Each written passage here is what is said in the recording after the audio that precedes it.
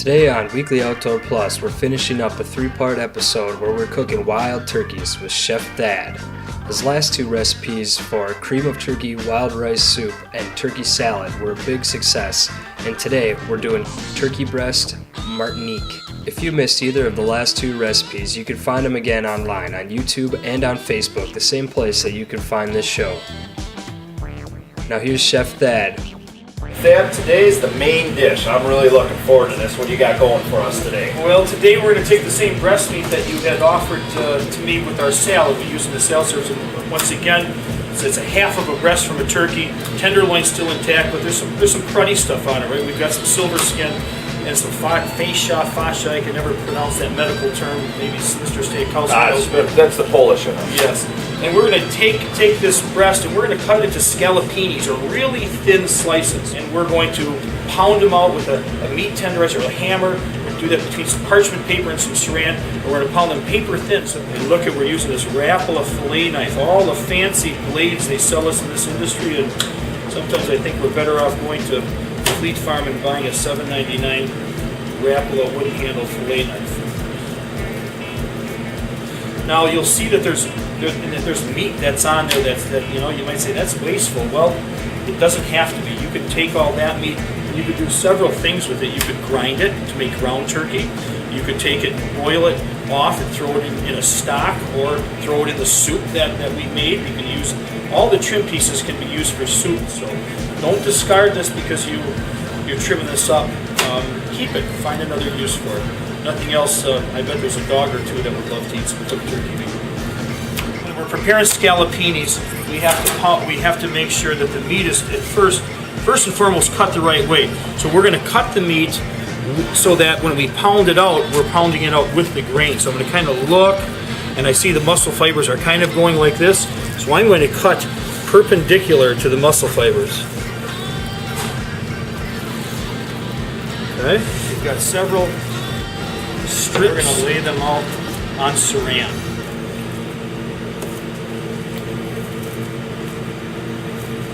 Then I've got 2 strong boys over here that have a hammer in their hand, a blunt-ended hammer. We're going to put some parchment now on top of the scallopinis, and wherever Chef Cade sees this guy, he's going to take the hammer, he's going to gently pound it flat, okay? Very, very good job. Looks like you've done a really nice job, Cade. So now when we pull them back, you can see they're paper thin, right? We're going to get back to these in a little bit. We're going to dip them in a little bit of flour, then egg wash and breading, and that'll be the protein, the base protein for our turkey breast Martinique. I now have Chef Austin and Chef Cade here. They're going to do the breading of the scallopinis that we've prepped for our Martinique, our main entree that's going to be prepped in just a bit. So when we do this, we're going to go 3 different bins we have to go from. We're going to go from flour to egg to cornmeal breading. So Austin, or Cade's going to start first. He's going to take, with clean hands that he's sanitized, I'm sure he did, he's going to take these guys one at a time. They're going to be real delicate. They're very thin. You're going to take them and dredge them in flour. Try to keep them flat if you can, right? Then you're going to dip it in the egg wash. And egg wash can be made with water or milk, but it's the whole egg that's beaten, kind of like you're making scrambled eggs at home. And you can add a little bit of water or a little bit of milk. We use milk in ours, and I would say for every 6 eggs you would use about just a quarter of a cup of milk. So I've gone from the flour, shaken off the excess flour, dipped it in the egg wash, and then rolled it in this cornmeal breading. In the end, we have a product that looks like that. So have at it, guys. Austin, hurry up. Deliciousness doesn't come quickly. It does. Stay tuned for the second half of this recipe later while Chef Thad spices it up a little bit.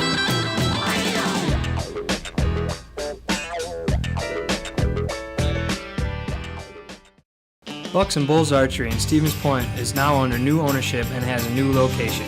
Stop down to 3272 Church Street and meet the new owner, Gary Hintz. His fully stocked pro shop carries Matthews, Hoyt, and many more products to serve all your needs. They also do all repairs for any style and full customizations. Leagues and lessons will begin soon, so stop in today and check out what's new, because we're confident that we can get you from in here to out there. Bucks and Bulls Archery, Stevens Point, Wisconsin. Now what we're going to do is we're going to take the medallions that the boys have so diligently prepared for me, the scallopinis, and we're going to saute them and make them the dish that we're calling a turkey breast Martinique. I'm going to start with a saute pan. Everything's going to be done on stovetop. We just use a pomace olive oil. You can use virgin olive oil. And we're just getting enough to cover the bottom of the pan. We're going to bring it up to a temperature that's going to allow us to brown the medallions, but not burn that breading. So medium to medium high heat. We're going to take the scallopinis that the boys worked hard on. They're thin strips, okay? We're going to see if our oil is ready. It's not quite ready. We'll wait till it bubbles a little bit. I can test it several ways. I can take a little piece of breading, see if I get it to bubble like that. You know your heat's good now, okay? Then what we have here, I'm a mushroom picker. One of the mushrooms we pick in the woods in Wisconsin is called a honey mushroom. The honey mushroom, to get it to where you know that it's safe and it doesn't compromise the flavors, when we pick them, we'll trim them back and we actually boil them. And we'll boil them with a little bit of salt in the water, sometimes some flat leaf parsley, drain them, pick off any debris, dirt, things like that, strain them, and then we'll freeze them. So these have been frozen. These were harvested last fall. We're shooting in the spring, so this is a fall honey mushroom. Once we feel an edge is browned, we're going to turn it. So I've got the scallopinis cooking in the olive oil. We've browned one side fairly well. We're going to add some mushrooms. I probably have enough for 2 people here, so I'm probably going to put maybe a couple of these mushrooms in this saute. I'm just going to add them in and around.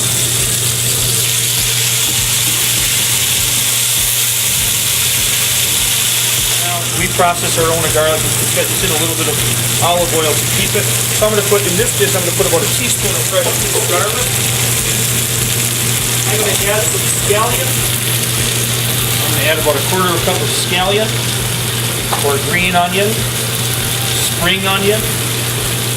In the end, what we're going to do with all the pan drippings that are in the pan now, we're going to deglaze them. We're going to use I thought it'd be appropriate for us to use a bourbon to make a bourbon pan sauce. Pan sauce literally means we're going to deglaze the pan, cook off the bottom of the pan, incorporate any bits of food that are in there, and get those flavors to work. And then we need it to go from the deglazed product to something that's a sauce. We might add a little bit of stock, and then we might even add some roux to thicken it. We'll see where we go. I'm going to add some fresh black pepper. I would be generous with pepper with wild game. Now we're going to deglaze our pan.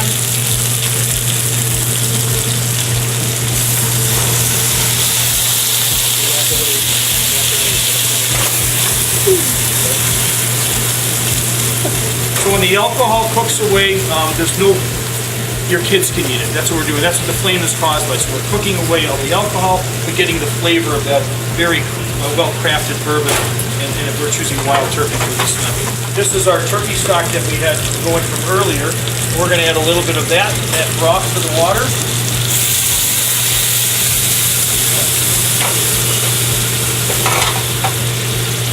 I'm going to take a little kosher salt at the end. Got some kosher salt here. There's a cheese that I've been using the past couple months in my restaurant. It's a Wisconsin-made cheese.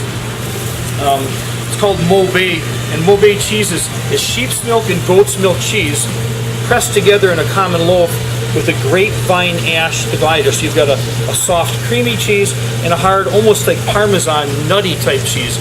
2 different flavors in one cheese. We're going to put these slices of this Mauvais cheese on top of our medallions. We're going to move the honey mushrooms away. Our pan's a little overcrowded, but we'll get by. And we're going to take the slices and we're going to try to break them the pieces that'll fit on top of our medallions. Since So I want both cheeses to be flavored on each medallion. I'm breaking them that way. We're going to take this entire pan, heat off, and we're going to finish it in our oven. We're going to stick the whole thing in our oven, and we will let it cook in that oven, maybe at about 400 degrees, just enough to melt the cheese. So maybe about 10 minutes, 5 minutes is all it's going to take. Fork tender, great flavor, and that's a hit. I'll let people out there know that this comes as more of a passion than it does as a tool. I do this as self-serving. I'm a hunter as well and a sportsman, so that's how I learn most of my recipes. Then I tweak them with the real world knows. And one of the ways you can get that here, there are wild game feeds that I do. I can only do them as fundraisers. So you may be attached to a Turkey Federation banquet, it might be to a Rough Grouse banquet, but if you see them in and around, you see a Chef Thad's wild game feed for 8, that's the kind of food I'll prepare for you on that night. And I can tell you they're a world of fun, and they're always for a good cause. If you can't do that, cook it at home. It'll take you places. Thank you.